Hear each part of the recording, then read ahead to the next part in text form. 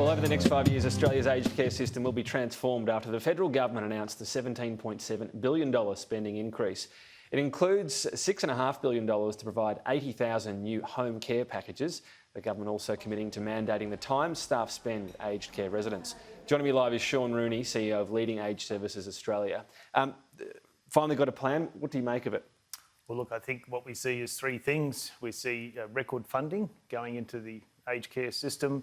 We see a response to the 148 recommendations from the Royal Commission into aged care.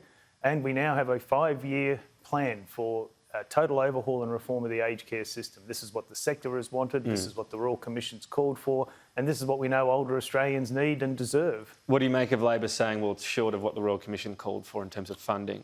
Well, I think what we would say is we needed an injection of funds to deal with high priority areas that will translate into better care and better services for older Australians almost immediately.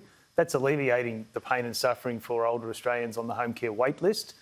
It'll also see more staff and better skills and qualifications for those staff almost immediately. And then we see relief for the financial distress that 2/3 of aged care homes are currently experiencing, which is hampering their ability to meet the care needs of older Australians today. But we also see the infrastructure and reform that's required to transition the system. And there's lots of heavy lifting to come, but we know things like a new Act, a new Inspector General, independent pricing. So for the first time, we will have the system be able to cost what it actually costs us to deliver good quality care, and then have the subsidy from government aligned to meeting that true cost. So with all those reforms, there could be more money to come, but this, as it is, you're happy with how this progresses and we see where we go from here, basically? That's right. Okay. As I said, there's heavy lifting to come. I know we talk about this sort of in a hypothetical. I was really interested in the time spent with residents. So mandating, I think it goes from 3 hours 20 to 3 hours and 35 minutes.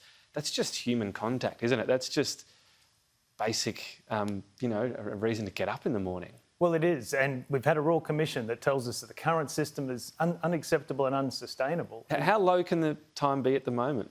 Well, it's variable across the system, but what we do know is it has been chronically underfunded, and that's impacted on the number of staff and the amount of time that they can spend with residents. And if you talk to aged care workers, they do a fantastic job in the challenging circumstances with limited resources. And the Royal Commission called that out, and here's the first opportunity, the real pathway for us to do something meaningful about it. And the workers would like it because they can spend the time, right?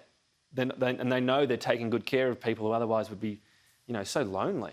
But this is right. I mean, people that work in aged care do so because they have in their DNA the desire to care for others and the empathy for other people. And what they want more than anything else is more time.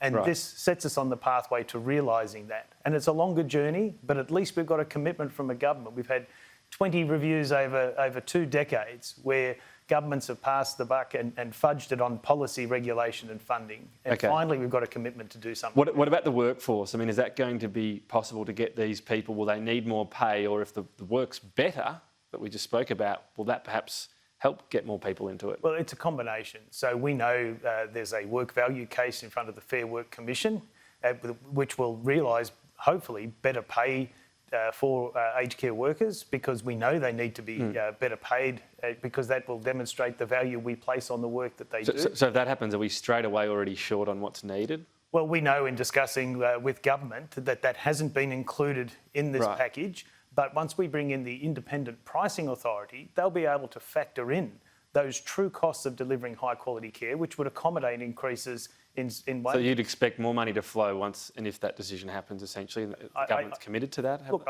it's inevitable, because we will have the infrastructure with the independent pricing authority, the Inspector General and the Aged Care Advisory Council overseeing the reform agenda. Home care packages, so 80,000 more. The list is actually longer than that. The brutal arithmetic, I suppose, is people die on the waiting list. So do you think that will address this waiting list and get it down to, a couple of months or something? Well, the first thing it does is give us something that we haven't had for the past 5 years, and that's a clear plan for the release of home care packages. So that'll give certainty for the sector to be able to gear up to make sure we've got the workers that are adequately skilled and qualified to meet that demand for the new packages that will be released. that will They know the alleviate- jobs are there, they train, and the That's workforce right. all So that'll starts. alleviate that pain and suffering in the near term. And there's also a commitment with respect to the Royal Commission's recommendation for a total redesign of the in-home care programs, and that will roll out concurrently with the new packages, so we can actually have a system that will meet need as and when it arises. So the other question about this, when you look at the list for the basic care packages, it can include things such as gardening. Now, I'm not saying people don't deserve to get assistance with gardening, but is it the right priority with the state of the system right now? Well, I think this will be one of the devils in the detail. When we look at those new home care packages, we know that we need more packages at the higher level, because they're the people that actually require greater assistance. And the alternative for many of those people is going into an aged care home. And for many of those people, that's not desirable. And so making sure that of those 40,000 new packages in the coming year and the 40,000 to follow, that they are applied, really prioritised for where that need is. Right. Is that clear that they will be prioritised?